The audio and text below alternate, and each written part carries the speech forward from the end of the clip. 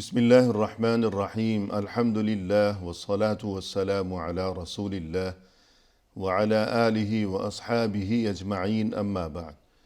ناظرین کرام، السلام علیکم ورحمۃ اللہ وبرکاتہ۔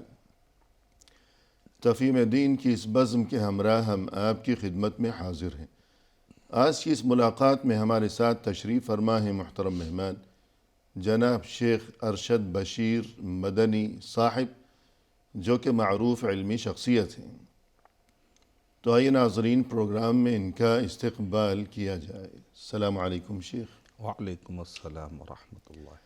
ہماری محفل میں آپ تشریف لائے، جو کہ یقیناً ہمارے لیے انتہائی باعث مسرت ہے۔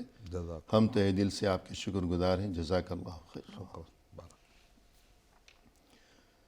محترم ناظرین، آج کی اس ملاقات میں ہمارا موضوع گفتگو ہے خاندان اور ہم، یعنی کسی بھی معاشرے میں اور بالخصوص اسلامی معاشرے میں خاندان کی بہت بڑی اہمیت ہے، اور جب خاندان کا تذکرہ ہوگا تو یقیناً خاندان میں سب سے بڑا جو مقام اور رتبہ ہے اور سب سے زیادہ جو اہمیت ہے وہ والدین کی ہے۔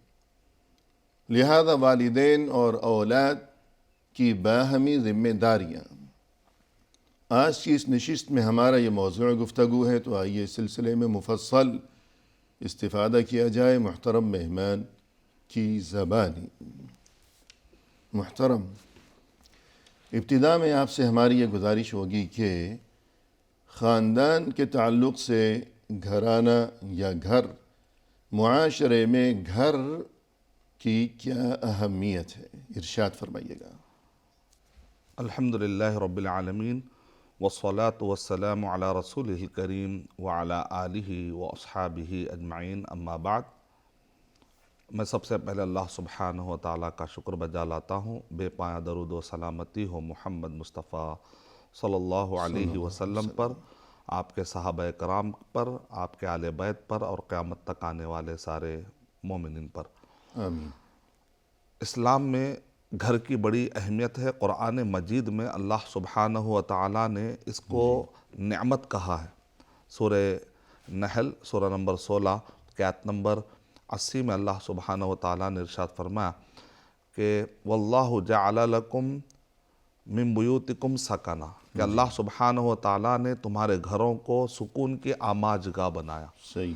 تو آدمی جب گھر سے باہر نکلتا ہے، سفر کرتا ہے، چاہے کتنے ہی اچھے مقامات پر نہ جائے، لیکن جب وہ گھر کو آتا ہے تو کہتا ہے کہ گھر گھر ہی ہے، یا گھر کی بات نہیں آتی۔ بالکل جی۔ اور انگلش کا بھی مقولہ یہ ہے کہ ہوم سویٹ ہوم۔ جی، ایسٹ اور west, the home is best. ماشاء اللہ۔ تو آدمی دراصل یہ اللہ سبحانہ و تعالیٰ کی نعمت ہے کہ اللہ سبحانہ و تعالیٰ نے گھر میں سکون رکھا، تو یہ بڑی نعمت ہے، اس کی ہمیں قدر کرنی چاہیے، اور قرآن مجید میں اس پر توجہ دلائی گئی۔ یعنی قرآن میں خود اللہ کی طرف سے اس احسان کو بیان کیا گیا کیا گیا۔ کہ گھروں کو تمہارے لیے سکون و اطمینان کی جگہ اللہ نے بنایا ہے۔ تو یہ سکون جو ہے، اس کے معنی یعنی سکنہ، سکون کے معنی، اور اسی طرح سکن یعنی مسکن، جائے رہائش، وہ سب اصل میں ایک ہی ہے۔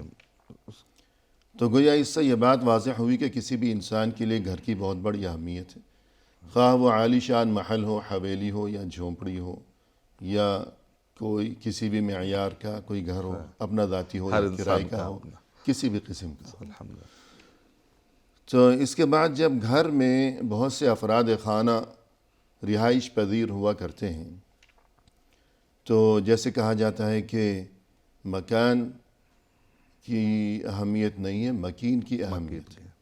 اصل چیز ہے مکین، نہ کہ مکان۔ تو مکان کے جو مکین ہیں، ان میں جو آپ اس کے رشتے وغیرہ ہیں، تو ان رشتوں کی کیا اہمیت ہے؟ قرآن مجید میں رشتوں کو بالکل ہی نظر انداز نہیں کیا گیا ہے، اور بہت توجہ دی گئی ہے کئی صورتوں میں۔ مثال کے طور پر قرآن مجید میں جگہ جگہ پر اللہ سبحانہ و تعالیٰ نے جب بھی توحید کا ذکر کیا تو اس کے بعد والدین کے حقوق، اس طرح پورے خاندان کے حقوق، رشتہ داریاں۔ تو دراصل ابن خلدون رحمۃ اللہ علیہ نے ایک مایہ ناز مقدمہ انہوں نے تاریخ میں درج کیا، جو 600 صفحات سے بھی زیادہ ضخیم میں صفحات میں پر مشتمل ہے. جی یہ مقدمہ اتنا ضخیم ہے. مقدمہ اتنا ضخیم ہے کہ اس کے بعد اس مقدمے کو ثابت کرنے کے لیے انہوں نے پھر 6 والیوم 6 مجلدات میں انہوں نے تاریخ ابن خلدون کے نام سے، جو کافی ضخیم مجلدات کی شکل میں، تو اس پر علماء کرام نے، اور چاہے ویسٹرن کنٹریز میں چاہے نان مسلم ہو یا مسلم، سارے کے سارے حکمران ہو چاہے علماء کرام ہو، سب نے یہ کہا کہ اگر نفسیات کا کوئی بانی ہے، علم نفسیات کا اگر کوئی بانی ہے تو وہ ابن خلدون ہے. اور اسی طرح سماجیات ایک باقاعدہ سبجیکٹ دنیا میں پایا جاتا ہے، اس سبجیکٹ کے بانی کو بھی ابن خلدون کی طرف موسوم کیا گیا ہے. تو اس میں اصل ایک جملہ جس کی تشریح انہوں نے 7 جلدوں میں کی ہے، وہ ہے سماجیات سے آپ کی مراد یعنی تمام آج کل سوشل، جتنے بھی نصاب ہیں ان میں سوشل اسٹڈیز بہت اہم ایک سبجیکٹ ہے، اور سائیکالوجی. ان دونوں کے بھی فاؤنڈر کے طور پر ویسٹرن کنٹریز میں ماہرین نے ان کو ہی درج کیا ہے فاؤنڈر کے طور پر، اور کہا فادر آف سائیکالوجی یا فادر آف سوشیالوجی اگر آپ کہیں گے تو ابن خلدون ہی کا نام انٹرنیٹ پر ملتا ہے ہمیں. اور ایجوکیشن لیول پر بھی، ایجوکیشنسٹ کے طور پر بھی ویسٹرن کنٹریز میں نمبر 1 پہلے مسلم کا نام درج ہوتا ہے، وہ بھی ابن خلدون کے ہی نام موسوم کیا گیا. یہ ان کے لیے شرف کی بات ہے کہ مسلم اور غیر مسلم نے کافی پذیرائی کی ہے. اس میں ایک جملہ ہے جس پر یہ پورے 7 جلدیں محیط ہیں، وہ ہے الانسان مدنی بالطبع، کہ انسان فطری طور پر سماج کا وہ خواہاں ہوتا ہے، سماج میں اور رشتہ داری، ریلیشن، مل جل کر رہنا چاہتا ہے، مل جل کر رہنا چاہتا ہے. اس کی طبیعت میں اللہ تعالیٰ نے ایسا رکھ دیا ہے کہ اسی لیے دنیا کی سب سے سخت ترین سزا کالا پانی کی سزا سمجھی جاتی ہے، کیونکہ وہاں پر انسان نہیں ہوتا ہے، صرف جانوروں میں اس کو چھوڑ دیا جاتا ہے. تو ایک انسان کی سزا کے لیے یہ بھی ہوتا ہے کہ اس کو جیل میں قید کیا جاتا ہے. پھر جیل میں بھی جو سزائے تنہائی ہے، کیونکہ انسان کو ملنا جلنا بہت پسند ہوتا ہے. خاص طور سے ہم قدر نہیں کرتے اپنے والدین کی، بعض لوگ اپنے بچوں کی قدر نہیں کرتے، ان کو بیٹیاں مل گئے، بیٹے مل گئے، بعض لوگ اپنے بھائی بہن کی قدر نہیں کر پاتے، کوئی اپنے دوستوں کی قدر نہیں کرتے، کہتے ایک دوست گیا تو میرے پاس اور دوست ہے. تو یہ جو ایٹیٹیوڈ ہے، یہ جو سوچ ہے، اس پر ضرب لگتی ہے جب ہم ایسی کتابیں پڑھتے ہیں. خاص طور سے یہ کتابیں بھی جو دراصل انسپائر ہوئے ابن خلدون رحمۃ اللہ علیہ، وہ قرآن مجید کی آیتوں سے، کیونکہ قرآن مجید میں اللہ سبحانہ و تعالیٰ نے سورہ روم سورہ نمبر 21 کے آیت نمبر 30 میں اللہ سبحانہ و تعالیٰ نے وہ آیتیں لگاتار اس میں ہے وَمِنْ آیَاتِهِ اس میں ہے وَمِنْ آیَاتِهِ أَنْ خَلَقَ لَكُم مِّنْ أَنفُسِكُمْ أَزْوَاجًا لِتَسْكُنُوا إِلَيْهَا وَجَعَلَ بَيْنَكُمْ مَوَدَّةً وَرَحْمَةً، کہ یہاں پر اللہ سبحانہ تعالیٰ نے ایک خاص رشتے کا ذکر کیا ہے، وہ ہے کہ شوہر اور بیوی کا رشتہ، کہ اس رشتے میں بھی سکون کس نے ڈالا. جیسے گھر میں اللہ نے سکون ڈالا ہے، تو ایک اللہ سبحانہ تعالیٰ کی طرف سے اور ایک نعمت یہ ہے کہ شوہر بیوی کے رشتے میں بھی اللہ نے سکون ڈالا ہے، کہ لِتَسْكُنُوا إِلَيْهَا وَجَعَلَ بَيْنَكُمْ مَوَدَّةً وَرَحْمَةً. اور اللہ سبحانہ وتعالیٰ نے اس رشتے کے اندر ایک خاص خوبی دی ہے، وہ یہ ہے کہ مودت اور رحمت. جیسے 2 پٹریوں پر چلنے والی ٹرین، اگر اس میں سے ایک پٹری بھی گڑبڑ کر جائے تو پورے ڈبے اپنی جگہ سے ہل جائیں گے. تو بالکل اسی طریقے سے بچے ہوں، رشتہ داریاں ہیں، سب کے سب ہل جاتے ہیں جب اگر خاندان میں کوئی ایک شوہر بیوی کی ناچاقیاں اپنا سر بلند کرنا شروع کر دیتی ہے، تو صرف شوہر بیوی اس سے افیکٹڈ نہیں ہوتے، بلکہ بچے، نواسے، پوتروں تک، بعض اوقات نسلوں تک ہی اس کے اثرات پڑ جاتے ہیں. اسی لیے شیطان ہر مغرب میں جب وہ پانی پر اپنا تخت بچھاتا ہے تو اس وقت پر چھوٹے شیطان آ کر کہتے ہیں کہ آج ہم نے فلاں کو لڑا دیا، تو کہتا بہت اچھا کام تم نے کیا. لیکن ایک شیطان آ کر کہتا ہے کہ آج تو ہم نے شوہر بیوی کو لڑا دیا، تو شیطان کہتا ہے کہ تیرا مقام میرے پاس بہت زیادہ، اور وہ اپنے بازو بٹھا لیتا ہے، کہتا ہے کہ تو نے سب سے بڑا کام کیا. یعنی اس کو تھپ تھپاتا ہے، تھپکی دیتا ہے، شاباشی دیتا ہے اپنے بازو سے یا ہاتھ سے، بالکل، کہ اصل کارنامہ تو تم نے انجام دیا. کیونکہ یہ ایک لڑائی ڈومینو ایفیکٹس کی طرح ہوتی ہے، کہ اس سے کئی افراد متاثر ہو جاتے ہیں، بلکہ بعض اوقات خاندان متاثر ہو جاتے ہیں. تو اس وجہ سے ایک رشتے پر اللہ سبحانہ و تعالیٰ نے خاص طور سے ذکر کیا. ویسے اور بھی رشتوں کی اگر ہم بات کریں تو انسان اکیلا رہنا پسند نہیں کرتا. جیسے آدم علیہ السلام کے بارے میں ان کے پیدائش کا جب ذکر کیا گیا تو وہاں پر ہمیں لفظ ملتا ہے وَاسْتَوْحَشَ، کہ ان کو وحشت طاری ہوئی، تو اللہ سبحانہ و تعالیٰ نے حوا علیہ السلام کی شکل میں ایک نعمت عطا کی. صحیح. تو انسان کے لیے رشتے بڑے وَجَعَلَ مِنْهَا زَوْجَهَا لِيَسْكُنَ إِلَيْهَا، ماشاء اللہ. جی بہت اچھا. تاکہ آدم علیہ السلام جو پہلے انسان تھے، ابو البشر تھے، ان کے لیے سکون کے حصول کا انتظام ہو سکے. ماشاء اللہ، بہت یہ مقصد تھا. بہت اچھا. جی. تو یوں گویا کہ رشتے جو ہے انسان مدنی الطبع ہے، جیسے کہ آپ نے فرمایا ابن خلدون کے بقول، اور یہ حقیقت ہے اور یہ تسلیم شدہ ایک اصول ہے. انسان اکیلا دکیلا نہیں رہ سکتا، اور انسانی آبادی سے دور وہ تنہا زندگی بسر نہیں کر سکتا. اور جس قیدی کو انتہائی سخت سزا دینا مقصود ہو، اسے قید تنہائی میں رکھا جاتا ہے کہ مریض ہو جائے گا وغیرہ وغیرہ. اکیلا رہتے رہتے انسان بہت سے اخلاقی امراض، نفسیاتی امراض، ان چیزوں کا شکار ہو جایا کرتا ہے، جبکہ ملنے جلنے سے اس کی طبیعت میں سکون اور فرحت اور راحت اور اسے ایک نشاط محسوس ہوتا ہے. ایک آیت بھی میں ادھر ایڈ کرنا چاہوں گا اس سیشن میں، کہ سورہ رعد میں اللہ سبحانہ و تعالیٰ نے کہا جو رشتے توڑتے ہیں، ایک تو رشتہ قائم کرنے کی اہمیت ہوئی، دوسرا رشتہ توڑنے کا کیا نقصان ہوتا ہے، تو اس پر اللہ سبحانہ و تعالیٰ کی لعنت برستی ہے. جیسا کہ سورہ رعد میں اللہ تعالیٰ ارشاد فرما رہے ہیں فَهَلْ عَصَيْتُمْ إِن تَوَلَّيْتُمْ أَن تُفْسِدُوا فِي الْأَرْضِ وَتُقَطِّعُوا أَرْحَامَكُمْ. جی، سورہ محمد میں، سورہ محمد میں بھی ہے اور سورہ رعد میں بھی. یہ آیت سورہ محمد میں. اچھا. اولئک الذین لعنہم اللہ فاصمہم واعمی ابصارہم، کہ اللہ سبحانہ و تعالیٰ نے ان پر لعنت برسائی ہے. تو اس لعنت کے مستحق کون ہو رہے ہیں اتنے سخت وعید کے؟ یہ وہ لوگ ہیں جو زمین میں فساد مچاتے ہیں اور رشتہ داریوں کو کاٹتے ہیں. جی، رشتوں کو توڑتے ہیں. اس کے فوراً بعد یہ فرمایا ہے کہ وَيُفْسِدُونَ فِي الْأَرْضِ، سورہ الرعد میں يَقْطَعُونَ مَا أَمَرَ اللَّهُ بِهِ أَن يُوصَلَ. اس کے بعد فرمایا فوراً وَيُفْسِدُونَ فِي الْأَرْضِ، رشتوں کو توڑتے ہیں. پھر فرمایا کہ زمین میں فساد پھیلا رہے ہیں. اولئک لہم اللعنہ، ان کے لیے لعنت ہے، وَلَهُمْ سُوءُ الدَّارِ، اور ان کا برا انجام. تو رشتوں کو توڑنا گویا کہ اللہ کے نزدیک اللہ کی زمین میں فساد پھیلانے کے مترادف ہے، کہ جو رشتوں کو توڑے گا تو فساد تو برپا ہوگا. گھروں میں فساد، دو انسانوں کے درمیان فساد، اس کے بعد دو خاندانوں کے درمیان، شاید دو قبیلوں کے درمیان، دو ملکوں کے درمیان، پھر بات نہ جانے کہاں پہنچے گی. تو یہ معاملہ ہے رشتوں کو جوڑ کر رکھنے کی اہمیت کا. تو ان رشتوں کو جوڑ کر رکھنے کے لیے اور ان رشتوں کی اصلاح کے لیے کیا کیا مفید ذرائع ہمیں دین اسلام میں بتائے گئے ہیں؟ سب سے پہلے تو یہ ہے کہ قرآن مجید میں سورہ تحریم میں اللہ سبحانہ و تعالیٰ نے ارشاد فرمایا کہ یا ایھا الذین آمنوا قوا انفسکم واہلیکم نارا، کہ تم اپنے آپ کو اور اپنے گھر والوں کو جہنم کی آگ سے بچاؤ. تو سب سے پہلے یہ ہے کہ ہر کوئی یہ خیال کرے کہ شریعت غالب رہے، صحیح، اور اس میں یہ بات طے کر لے شوہر اور بیوی پہلے ہی ملاقات میں کہ نہ میری چلے گی نہ آپ کی چلے گی، گھر میں صرف اللہ اور اس کے رسول صلی اللہ علیہ وسلم کی چلے گی.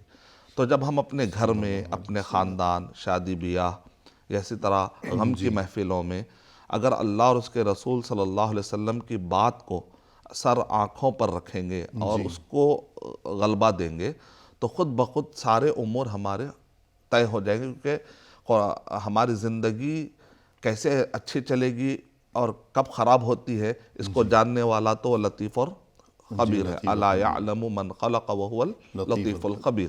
تو فی الحال آپ کی اجازت سے وقفہ لے لیں. جی محترم ناظرین، فی الحال لیتے ہیں ایک مختصر سا وقفہ، ہمارے ساتھ ہی رہیے گا.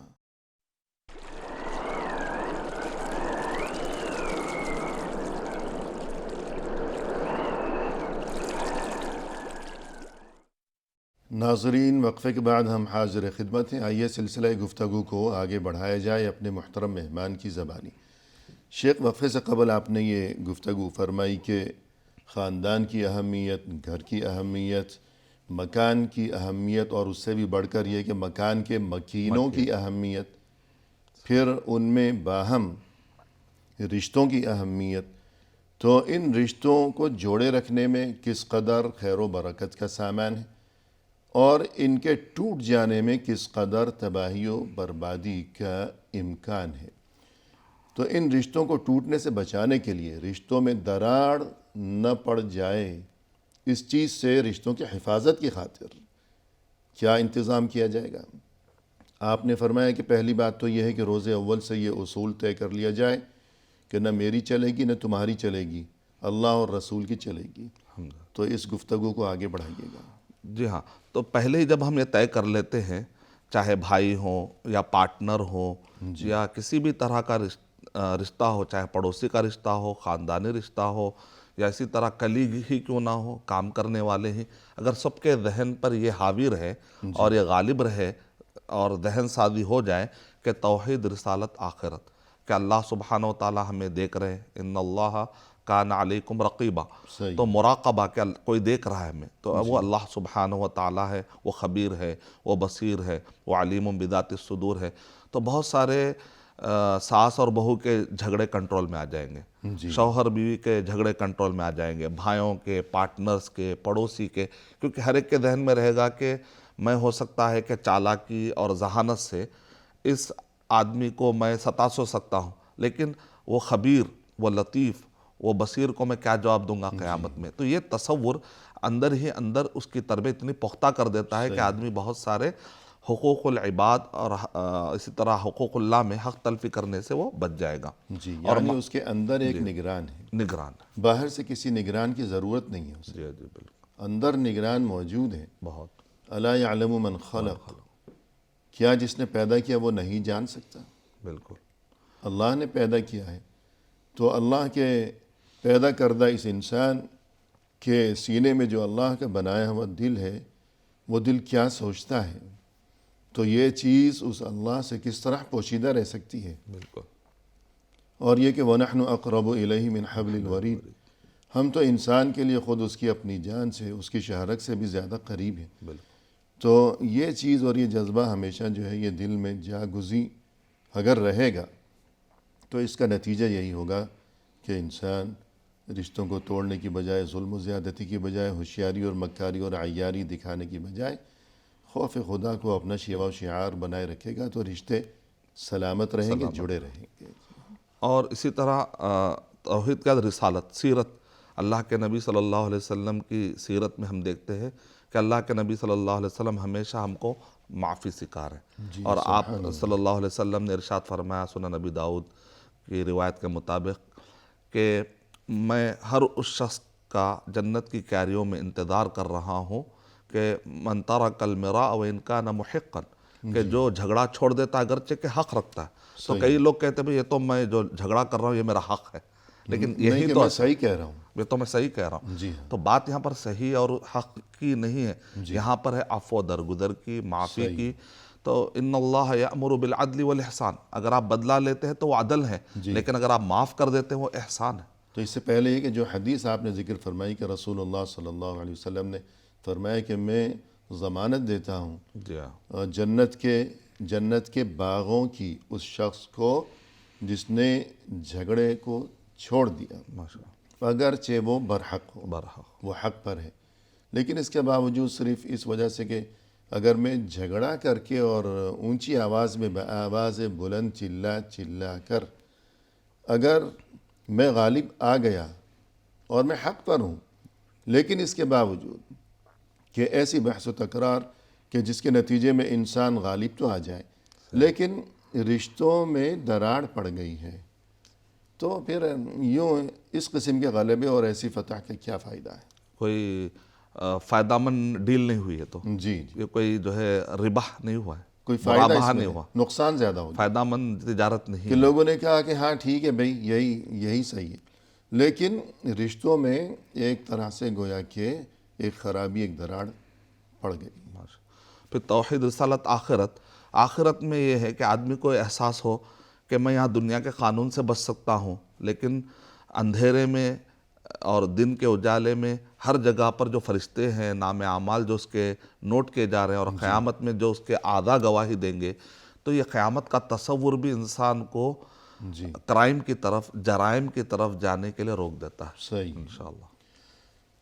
تو جب جرائم کی طرف اٹھتے ہوئے اس کے قدموں کو زنجیر پڑ جاتی ہے، یہ سوچ کر کے میں نے اللہ کے سامنے جواب دینا ہے، یوم یقوم الناس لرب العالمین، سبھی کو اللہ کے سامنے کھڑے ہونا ہے، حساب دینا ہے۔ تو پھر جو گھریلو زندگی ہے اس میں انسان اگر ہمیشہ اس چیز کو اپنا نصب العین بنائے رکھے کہ میں بیوی کے ساتھ میرا انداز کیسا ہے، اور یہ کہ والدین کے ساتھ میرے معاملات، یا والدین یہ اس بات کو ذہن میں رکھیں کہ بچوں کو ہر وقت سبھی کے سامنے برادری میں برا بھلا کہنے کی بجائے پیار محبت سے ان سے گفتگو کی جائے، اولاد بھی ہمیشہ والدین کا ادب و احترام کریں، تو انشاءاللہ اس سے گویا یہ رشتے جو ہیں یہ سلامت رہیں گے، گھر آباد رہے گا۔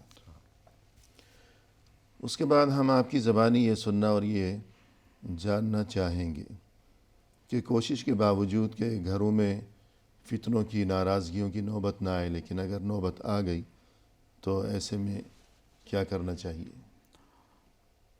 آدمی سب سے پہلے تو یہ ہے کہ اسلام میں معافی پر ابھارا گیا ہے، جی اور اسی طرح صبر پر۔ تو بعض لوگ کہتے ہیں کہ اب بس ہو گیا، میرا صبر کا پیمانہ لبریز ہو گیا۔ جی تو مجھ سے کئی لوگ کہتے ہیں کہ اب صبر نہیں ہوتا، تو میں نے کہا اب یہاں سے تو اسلامی صبر شروع ہوتا ہے۔ جی ابھی تک جو آپ نے کیا وہ دنیاوی صبر تھا۔ جی اللہ کے نبی صلی اللہ علیہ وسلم کو مکہ سے چلے جانے کے باوجود بھی مدینہ میں آ کر ستا رہے، جی تو اس کے بعد اللہ کے نبی صلی اللہ علیہ وسلم صلح حدیبیہ میں کیسے صبر کا مظاہرہ کر رہے ہیں، فتح مکہ کے موقع پر کیسے صبر کا مظاہرہ کر رہے ہیں۔ اس کا مطلب اکلا کہ اسلامی صبر ذرا اور ہم سے تقاضا کرتا ہے کہ ہمارے صبر کی کیپیسٹی کو تھوڑا اور بڑھائیں۔ انشاءاللہ ان اللہ مع الصابرین۔ اور سورہ عصر میں اللہ سبحانہ و تعالیٰ نے 4 صفتیں بتائی ہیں کامیاب ہونے والوں کی، تو اس کے اندر ہے الا الذین آمنوا وعملوا الصالحات وتواصوا بالحق وتواصوا بالصبر، یعنی صبر جمیل جس کو کہا گیا قرآن مجید میں، کہ صرف صبر نہیں بلکہ صبر جمیل۔ تو صبر جمیل کیا ہے؟ تو اہل علم نے کہا کہ وہ جمیل صبر اس وقت پر ہوگا کہ جس کے اندر کوئی واویلا نہ ہو، جس کے اندر اللہ سبحانہ و تعالیٰ سے آدمی شکایت نہ کرے، جی اور سامنے والے سے بدلہ لینے کا جو انتقامی جذبہ ہوتا ہے۔ یہ جو بی پی، یہ شوگر، یہ جو ذہنی آج کل ڈپریشن میں آدمی مبتلا کیوں ہو رہا ہے؟ کیونکہ وہ کسی نہ کسی کا انتقام اپنے دل میں پال رہا ہے۔ تو ماہر نفرت دل میں پال رہا ہے، اور ماہر نفسیات کہتے ہیں کہ آدمی جب معاف کر دیتا ہے، کہتا ہے کہ مجھے اس سے بدلہ نہیں لینا ہے، تو اس کو ایک عجیب خوشی محسوس ہوتی ہے۔ صحیح۔ تو اس لیے دل میں بھی معاف کرنے کا جذبہ پیدا ہوتے، تو اس لیے صف اور عفو کے ورڈ استعمال ہوئے ہیں، جس کا مطلب ہوتا ہے مٹا دینا۔ دل میں بھی کچھ کدورت مت رکھیے، معاف کرتے یعنی جائیے۔ صرف یہ نہیں کہ زبان سے کہہ دیا کہ چلو میں نے معاف کیا، لیکن دل میں اس نے بات رکھی ہوئی ہے، تو یہ صبر ایسا جمیل، نہ ہو۔ صبر جمیل کا تقاضا، دل سے بھی معاف کر، معاف کر دینا، تبھی اس کی صحت بھی اچھی رہے صحت گی، اچھی رہے دل گی، کو سکون رہے گا، اچھی نیند اور آئے گی۔ جیسے کہا جاتا ہے کہ صبر ایسا پھل ہے کہ جس کا ذائقہ انتہائی کڑوا، لیکن جس کا نتیجہ انتہائی میٹھا۔ ماشاء اللہ، جی ہاں، نتیجہ بہت میٹھا ہوگا، بہت پیارے، ذائقہ بہت کڑوا ہے، بہت مشکل کام ہے صبر، لیکن اس کو فائدہ ہونے والا، سامنے والے کو فائدہ ہوگا، معاشرے کو فائدہ ہوگا، جی ہاں، سب سے بڑھ کر یہ ہے کہ خود اپنے آپ کو فائدہ اپنے آپ کو فائدہ ہوگا۔ کوئی دنیاوی معاملہ ہو، کوئی اخروی معاملہ ہو، کوئی بھی معاملہ ہو، کسی بھی شعبے سے اس کا تعلق ہو، جہاں صبر نہیں ہوگا وہاں کامیابی نہیں ہوگی، بربادی ہوگی۔ اور کامیابی سے ہمکنار ہونے کے لیے صبر انتہائی ضروری ہے، بالکل، آخرت کے معاملات میں بھی، کہ زندگی بھر 5 وقت مسجد جانا ہے، کیا گرمی، کیا سردی، کیا طوفان، کیا آندھی، ٹھیک ہے، کبھی اپنی نیند کی قربانی دے رہا انسان، کبھی یاروں دوستوں کی محفل سے اٹھ کر چلا جا رہا ہے، کبھی اپنی دکان چھوڑ کر چلا جا رہا ہے، 1 دن 2 دن نہیں، زندگی بھر روزانہ 5 بار مسجد جانا، ہر سال 30 دن جو ہے صبح سے شام تک مسلسل بھوکا پیاسا رہنا، پھر یہ حج ہے کہ یوں تکلیف ہے، گھر سے دوری ہے اور وطن سے بے وطن ہو جانا، اور قدم قدم پر اپنا روپیہ پیسہ یوں پانی کی طرح بہانا، نہ وقت پہ آرام ہے، نہ وقت پہ کھانا پینا، نہ سونا جاگنا، ہر کام کے لیے صبر چاہیے۔ تو گھریلو زندگی انسان کی کہ میاں بیوی اور اسی طرح والدین اور اولاد کے جو تعلقات ہیں، یہ تو ہمیشہ والدین اولاد کا جو رشتہ ہے، جو ہمارا موضوع گفتگو ہے، یہ تو زندگی بھر کا رشتہ ہے۔ تو صبر اگر ہوگا تو یہ رشتہ قائم و دائم رہے گا، ورنہ بات بات پر بھڑک اٹھنا، مشتعل ہو جانا، تو پھر وہاں بربادی ہوگی۔ تو دو چیزیں ہمیشہ، جیسے رشتے کو قائم رکھنے کے لیے جہاں پر کئی چیزیں، اس میں جیسے ٹرین کے دو پٹری پر چلنے والی ٹرین کے لیے جیسے دو پٹریاں بڑی اہم ہوتی ہے، تو بالکل اسی طریقے سے ایک طرف شکر اور ایک طرف صبر۔ تو شکر کا تقاضا ہے کہ قدردانی نہ بھولیں، رشتے کے بہانے نہ جانے کتنے فائدے ہم کو مل جاتے پتہ تک بھی نہیں ہوتا، اس کو یاد کرے اور اس کی قدردانی کرے، کیونکہ قدردانی کرنا اللہ سبحانہ تعالیٰ کو بہت پسند ہے، لَإِن شَكَرْتُمْ لَأَزِيدَنَّكُمْ۔ اور دوسری طرف یہ ہے کہ صبر، اسی لیے ابن قیم رحمۃ اللہ علیہ نے ایک بہت ہی پیاری کتاب لکھی ہے، عدۃ الصابرین وذخیرۃ الشاکرین۔ تو اس کے اندر انہوں نے بڑی بہترین گفتگو کی، کہا کہ صبر اور شکر، ان دو چیزوں کی پابندی کرنے والا آدمی حقوق اللہ اور حقوق العباد میں اس کو ناکامی ہونا مشکل ہے، کامیابی کے راستے اس کے لیے بہت آسان ہو جاتے ہیں باذن اللہ۔ سبحان اللہ۔ تو یوں پہلی بات تو یہ ہو گئی کہ گھر کو آباد رکھنے کے لیے، اور والدین اور اولاد یا زوجین جو بھی ہوں، میاں بیوی، ان تمام رشتوں کو سلامت اور قائم و دائم رکھنے کے لیے جو پہلا اصول ہے، جو پہلا نسخہ ہے، وہ ہے صبر۔ بالکل ٹھیک ہے، اور اس کے علاوہ مزید کچھ آپ اگر ارشاد فرمانا چاہیں۔ قرآن مجید میں اللہ سبحانہ و تعالیٰ نے کفور کا کلمہ استعمال کیا ہے، اہل علم نے اس کی بڑی اچھی تشریح کی ہے، کہا کہ حقوق اللہ ہو چاہے حقوق العباد ہو، انسان خطا کرتا ہے جب اس کے ذہن میں صرف مصیبتیں یاد رہتی ہے، نعمتیں یاد نہیں رہتی، جی تو انسان اس کے اندر نگیٹیوٹی زیادہ ہوتی ہے، صحیح۔ وہ والدین کے، گھر والوں کے، بھائیوں کے، نہ جانے کتنے ہی اس نے اپنے زندگی میں اس نے استفادہ کیا، کائنات سے استفادہ کیا ہے، کائنات کی نعمتوں سے استفادہ کیا ہے۔ تو جب انسان اللہ سبحانہ و تعالیٰ کی ناشکری پر آتا ہے تو سورہ سبا میں بتایا گیا کہ ناشکری کا انجام کیا ہوتا ہے، اور دوسری طرف سورہ سبا میں پھر نبیوں کا بھی ذکر ہوا ہے کہ وہ کیسے شکر گزاری کیا کرتے تھے۔ تو سورہ نحل اور سورہ سبا پڑھنے سے ہمارے سامنے واضح ہو جاتا ہے کہ نعمتوں کی قدر کرنی چاہیے، اور آدمی کو ہمیشہ پازیٹیو سوچنا چاہیے، اچھائیوں پر نظر ہونی چاہیے، مصیبتوں پر اور تکلیفوں پر جس کی نظر زیادہ ہوتی ہے۔ جیسے کہتے ہیں کہ کچھ لوگ ہوتے ہیں وہ کانٹوں کے درمیان سے پھول چنتے ہیں، اور کچھ لوگ ہوتے ہیں جو پھولوں کے ہٹا کر کانٹے چنتے ہیں، تو دیکھنے کی نظر ہوتی ہے۔ جی بالکل، آپ نے بجائے ارشاد فرمایا، بہت اچھی بات آپ نے یہ اس طرف متوجہ فرمایا، اور یہ کہ ہمیشہ انسان کی نظر خوبیوں پر رہنی چاہیے اور اس کا انداز فکر مثبت ہونا چاہیے۔ تو وقفے کے بعد اس بارے میں مزید آپ سے سنیں گے انشاءاللہ۔ ناظرین فی الحال لیتے ہیں مختصر سا وقفہ، ہمارے ساتھ ہی رہیے گا۔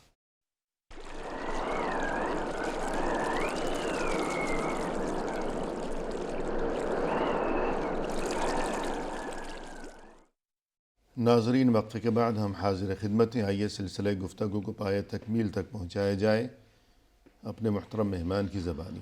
شیخ، وقفے سے قبل آپ نے یہ تذکرہ فرمایا کہ خاندان، مکان اور اس مکان میں رہنے والے مکین اور ان کے باہم یہ رشتے، ان رشتوں کی اہمیت اور ان کی نزاکت، انہیں جوڑے رکھنے کی فضیلت اور اہمیت اور ضرورت۔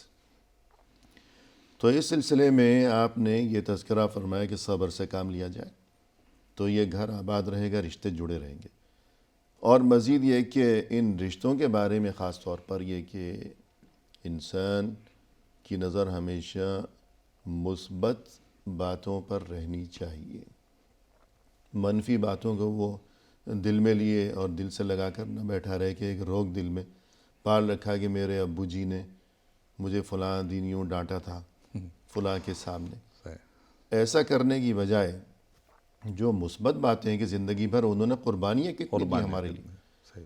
اللہ کے پیغمبر یوسف علیہ السلام، انہیں ناحق جیل میں ڈالا گیا، اس سے بھی پہلے ناحق کنویں میں ان کو پھینک دیا گیا، ان کے اپنے بھائیوں نے کنویں میں پھینکا، کتنے سال جیل میں رہے، لیکن جب ان کی اپنے والد سے ملاقات ہوئی اتنے سالوں کے بعد، اور یہ کہ والد ان کے غم میں روتے روتے اپنی بینائی سے بھی محروم ہو گئے، تو بیٹے نے یہ نہیں کہا کہ ابا جان بس کیا بتاؤں، مجھے تو کنویں میں پھینک دیا گیا، وہاں اتنا اندھیرا تھا، اتنے سانپ بچھو بیٹھے ہوئے تھے، پھر مجھے جیل میں ڈال دیا گیا، اتنے سال میں وہاں سڑتا رہا، ایسا کچھ نہیں کہا، بلکہ فوراً جو مثبت باتیں، وقد احسن بی اذ اخرجنی من السجن وجاء بکم من البدو من بعد ان نزغ الشیطان بینی وبین اخوتی، کہ وہ بھی شیطان پر ڈال دیا، اور ان نعمتوں کا تذکرہ کیا، اور یہ کہ کنویں میں جو مجھے پھینکا گیا تو شیطان نے ورغلایا بھائیوں کو۔ تو یوں مثبت سوچ رکھنے سے ہمیشہ انسان کو سکون رہتا ہے، اور پھر یہ کہ رشتے بھی سلامت رہتے ہیں۔ تو مزید کچھ فرمائیے گا۔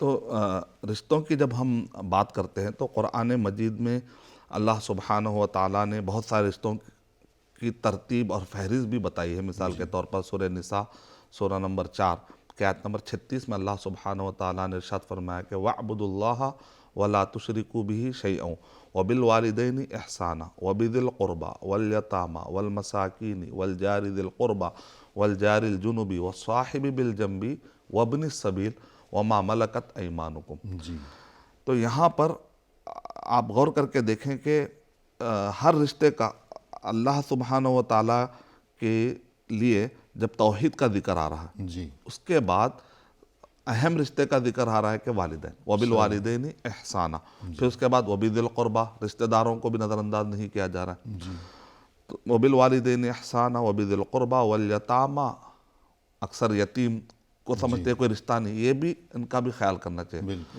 تو اس کے اندر خاص طور سے جو اس میں کلمہ ہے جس میں اہل علم نے توجہ وہ یہ ہے کہ وبالوالدین احسانا وبذی القربہ والیتامى والمساکین والجار ذی القربہ والجار الجنوبی۔ جی تو اب یہ جار ذی القربہ اور جار الجنوبی کیا ہے؟ تو کہتے ہیں کہ آپ سفر کر رہے ہیں، آپ کے بازو کوئی بیٹھ گیا تو وقتیہ طور پر وہ بھی آپ کے جانبی طور پہ بیٹھا ہے تو اس کا ایک رشتہ قائم ہو گیا۔ جی اگر کوئی آپ کے ساتھ جاب کر رہا ہے اور وہ آپ کا کلیگ ہے، یا اگر آپ پڑھ رہے ہیں کہیں پر، آپ اسکول جا رہے ہیں، تو آپ یہ نہیں کہہ سکتے کہ بھئی میرا ان سے کیا تعلق ہے۔ نہیں، اللہ نے اگر ایک اشرف المخلوقات کو آپ کے قریب بھیجا ہے تو پھر آپ کو تکریم انسانیت کے خاطر، چاہے وہ مسلم ہو چاہے وہ غیر مسلم ہو، جی، تو شاید غیر ہمیں اس کا نام بھی معلوم نہ ہو، نہ ہو، تھوڑی دیر کے لیے کہیں وہ ہوائی جہاز میں فرض کیجئے کہ آپ کے پڑوس میں بیٹھا ہے، بالکل نام معلوم نہیں ہے، اس کا مذہب معلوم نہیں ہے، کس ملک سے کس علاقے سے تعلق ہے، کون سی زبان بولتا ہے، کچھ بھی معلوم نہیں۔ یہ ہے کہ والصاحب بالجنب، مگر اس کے باوجود خود قرآن کریم میں اللہ کی طرف سے ہمیں یہ تاکیدی حکم دیا گیا ہے کہ تھوڑی دیر کے لیے، مختصر وقت کے لیے، چونکہ ہم ایک ساتھ بیٹھے ہوئے، لہذا اس کا بھی ہم پر حق ہے، اور ہمارے لیے یہ بات ضروری ہے کہ ہم اسے تکلیف پہنچانے سے باز رہیں، بالکل۔ اور یہ کہ اس کے ساتھ بھی ہم حسن سلوک کا رویہ روا رکھیں۔ جب اتنے حقوق بتائے جا رہے ہیں تو پھر والدین کا کتنا درجہ ہوگا؟ جی اس سے ہم کو اور اندازہ ہم لگا سکتے ہیں کہ وہ والدین جو ہمارے وجود کا جو ذریعہ بنتے ہیں، اور نہ صرف وجود کا بلکہ ہماری صحت، ہمارے جسم کی نشو و نما، ہمارے کپڑے، یہاں تک کہ تربیت، اور یہاں تک کہ ہمارے جذبات، کب ہم غم میں آتے ہیں، کب ہم خوش ہوتے ہیں، ہمارے چہرے کی خوشی دیکھنے کے لیے وہ ترستے ہیں۔ لیکن جب ہم بڑے ہو جاتے ہیں، جب اپنے پیروں پر ٹھہر جاتے ہیں، یا جب ہم کو پتہ لگتا ہے کہ جیسے قرآن مجید میں اللہ سبحانہ و تعالیٰ نے ارشاد فرمایا کہ کلا ان الانسان لیطغی ان رآہ استغنی، کہ انسان سرکشی کب کرتا ہے؟ جب اس کو یہ احساس ہونے لگتا ہے کہ اب تو میں مستغنی ہوں۔ جی یہاں پر قرآن مجید نے ضرب لگائی کہ یہ سوچ تمہاری زہر ہے، کہ تم اپنے آپ کو مستغنی سمجھتے ہو، لیکن اللہ سبحانہ و تعالیٰ سے تم مستغنی نہیں ہو۔ اللہ سبحانہ و تعالیٰ نے سورہ حشر میں ارشاد فرمایا کہ عذاب میں سے ایک عذاب یہ ہے کہ گھروں سے بے گھر کر دینا۔ تو اللہ سبحانہ و تعالیٰ کے لیے دیر نہیں لگتی کہ نعمتیں چھن جائیں، جو مال آیا ہے وہ ختم ہو جائے۔ تو لہذا کسی بھی چیز سے اتنے زیادہ اتراؤ مت کہ مستغنی سمجھو، اور اپنے اطراف میں جو حقوق اللہ اور حقوق العباد کی جو پابندیاں ہیں اس سے آزاد مت سمجھو۔ والذی اخرج الذین کفروا من اہل الکتاب من دیارہم لأول الحشر، کہ انہیں گھروں سے بے گھر کر ڈالا۔ تو یہ سورہ حشر میں، سورہ حشر۔ تو گویا گھر بہت بڑی نعمت ہے، اور یہ کہ بے گھر ہونا یہ چیز انسان کے لیے گویا نعمت سے محرومی ہے۔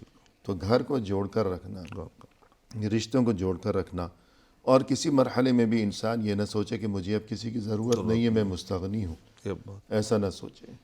تمام انسانوں کے باہم جو ان کی ضروریات ہیں اور جو ان کی مصلحتیں ہیں، اللہ نے ان کو باہم جوڑ کر رکھا ہے۔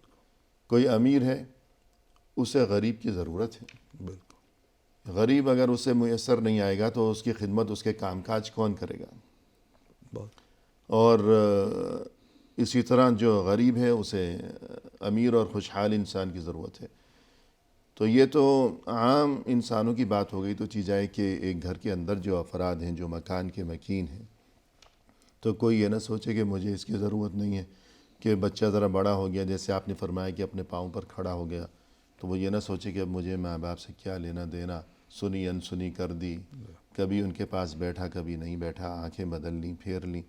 تو ایسا نہیں کرنا چاہیے، یہی دین اسلام کی تعلیم ہے۔ والدین کے مقام و مرتبے کے بارے میں اور ان کے ساتھ حسن سلوک کے بارے میں کچھ ارشاد فرمائیے گا آپ، اور اس سے بھی پہلے یہ کہ گھر میں اگر فتنہ ہوتا ہے تو صبر کیا جائے، اور مزید اگر آپ کچھ بتانا چاہیں اس کے بعد اس طرف متوجہ ہوں۔ جی، بہت سارے نوجوان اور ماں باپ میں جب کانفلکٹ ہوتا ہے تو میرے پاس بہت سارے لوگ کاؤنسلنگ کے لیے آتے ہیں، تو میں ان سے پوچھتا ہوں کہ بیٹا آپ کا رجحان کیا ہے؟ تو بیٹا اکثر بچے، نوجوان بچے یا بچیاں کہنے لگتے ہیں کہ ہم انڈیپینڈنٹ رہنا چاہتے ہیں، ہماری بھی کچھ ایک سوچ ہے، ہمارا بھی کچھ ایک اوپینین ہے۔ تو یہاں پر والدین کو بھی کچھ سوچنا چاہیے، لڑکوں کو بھی کچھ سوچنا چاہیے۔ والدین کے بارے میں بتایا جا رہا ہے کہ جب بچے کی جب عمر جو ہے 4 سال سے لے کر 7 سال کی ہوتی ہے، اس دوران بچہ 1 ورڈ 2 ورڈ جلدی یاد کر لیتا ہے۔ 4 سال میں 1 ورڈ، اس کے بعد 2 ورڈ۔ تو ایسے وقت پر بیسک چیزیں جیسے ارکان اسلام کے جو کلمات ہے، جیسے ہم کہتے ہیں شہادہ، صلاح، صوم، زکوٰۃ، حج، ایسے یاد کرانا چاہیے۔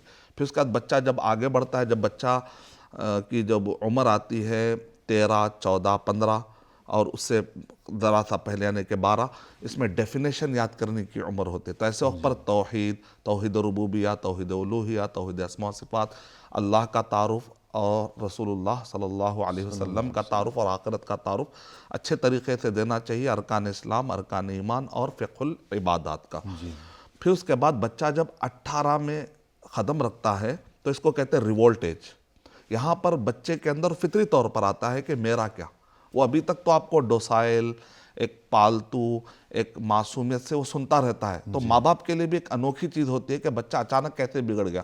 بگڑ نہیں گیا ہے، وہ اس ایج کا تقاضا ہے۔ تو اور چلڈرن فرام ہیون، الگ الگ کتابیں لکھی ہے بہت سارے سائیکالوجسٹ نے، تو اس کے اندر انہوں نے ایج کے حساب سے بتایا کہ یہ خود بہت تبدیلی آنی ہے، یہ فطری معاملہ ہے۔ تو ماں باپ اچانک دیکھتے ہیں کہ بچہ نہیں سن رہا ہے، تو اصل میں ہوتا ہے کیا، بچے ماں پہلے ون سائڈ، اس کو کہتے ہیں one side communication, solo communication.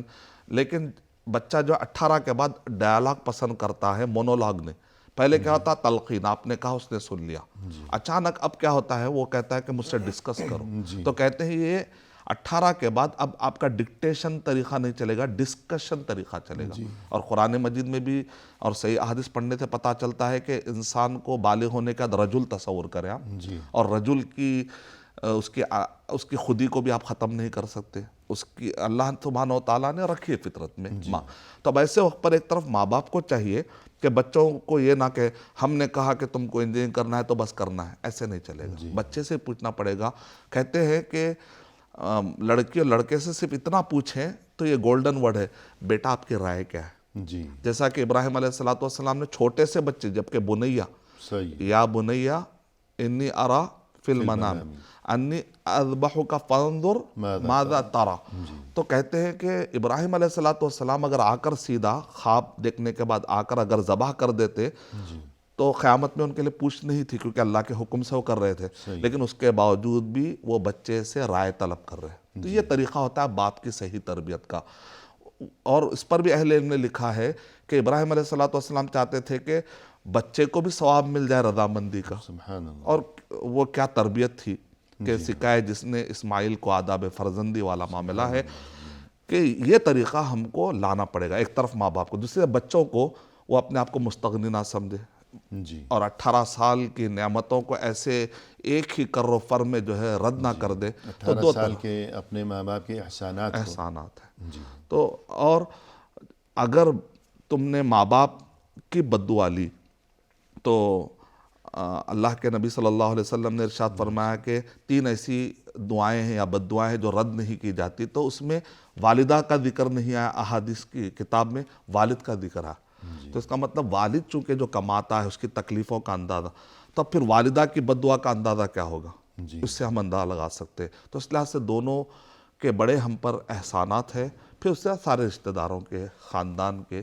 تو اس میں جو اہم نقطے والی بات وہ یہ ہے کہ خاندان کے افراد کو چاہیے کہ وہ چھوٹے بچوں پر شفقت کرنا نہ بھولیں اور ڈکٹیشن کا مزاج نہ بنائیں، آمریت کا مزاج نہ رہے۔ جیسے جیسے بچہ بڑا ہوتا رہے اس کی خودی کا خیال رکھے، کہ چھوٹے بچوں کے بارے میں آتا ہے کہ اگر آپ نے کبھی زبردستی کر کے اس کو آپ نے ایک چانٹا لگا دیا یا مارا تو گویا کہ آپ نے ڈپازٹ کر دیا اور وہ بہت جلد پودے کی شکل میں آنے والا ہے۔ اگر کبھی ایسا ہوا ہے بچپن میں آپ نے غصے میں آ کر کچھ کہہ دیا ہے تو کہتے ہیں جلدی اس سے معافی مانگ لو، تو اس سے بچے کے اندر بھی معافی مانگنے کی عادت پڑے گی، تکبر کی عادت اس کے اندر سے بھی جائے گی، ارے میرا باپ ہی مجھ سے معافی مانگتا تھا، تو پبلک میں بھی جا کر اس کو آسانی سے اعتراف کرنے میں، سوری کہنے میں اس کو کوئی بری، نتیجے میں اس کے ریلیشن بڑھتے جائیں گے۔ جس کو سوری کی عادت نہیں ہوتی ہے اور شکر کے خیالات نہیں ہوتے ہیں، اس کے ریلیشن بھی بہت ٹھٹر جاتے ہیں۔ تو یہ سب رشتوں کی بڑی اہمیت ہے۔ جی، اس کے ریلیشن بہت زیادہ سکڑ جاتے ہیں۔ بالکل۔